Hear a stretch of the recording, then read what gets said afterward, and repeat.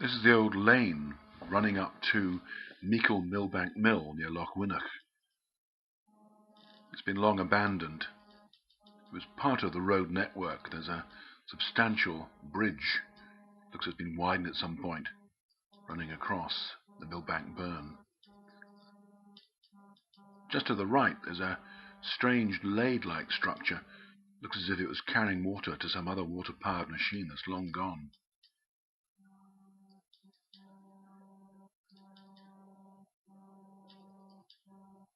This is looking up the stream towards the old mill ruins.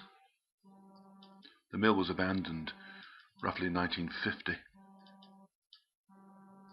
It's now rapidly decaying. The roof was on only a few years back.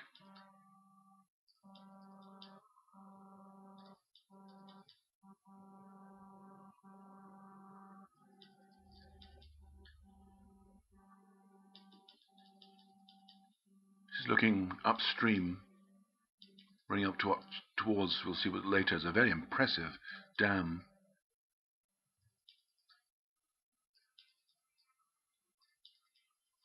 It was a corn mill, so it would mill corn into meal.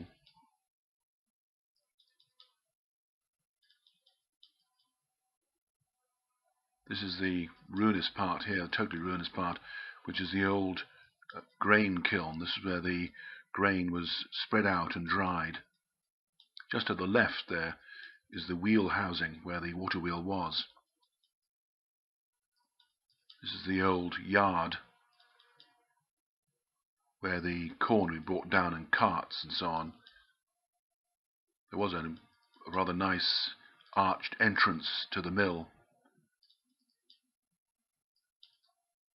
and those bits of metal there are all that remains of an extension which was built in about 1910, quite a substantial one, but it's completely gone now.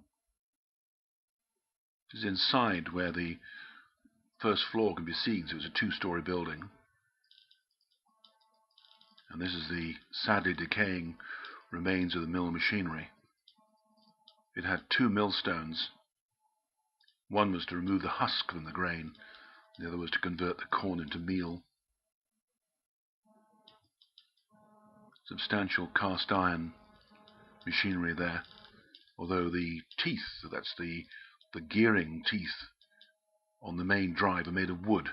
They were called sacrificial, so if anything happened to the water wheel, it suddenly stopped. It wouldn't snap the ironwork, just the wood, and the wood could be easily replaced.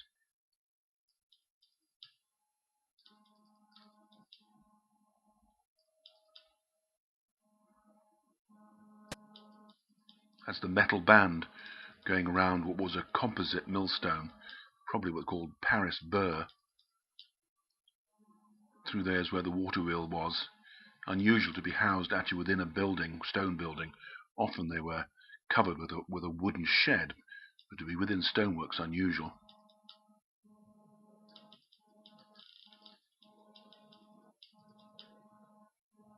So the millstones were made of composite, that is, they were made of sections bound together with an iron hoop.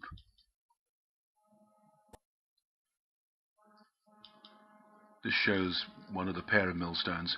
You can see the rind inside. That's the bit that actually drove the millstone, the upper millstone.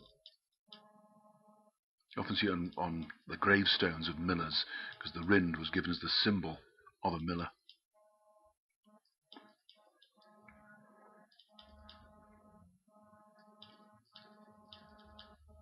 This is looking across from the other side towards the mill. It was an overshot wheel, so it was powered with water coming from a long lathe. And that the remains there, that was where the housing was of the wheel itself. There's a very impressive dam here. It almost looks as if it was a Second World War structure. Often these mills were very busy during the Second World War, although it was abandoned not very long after.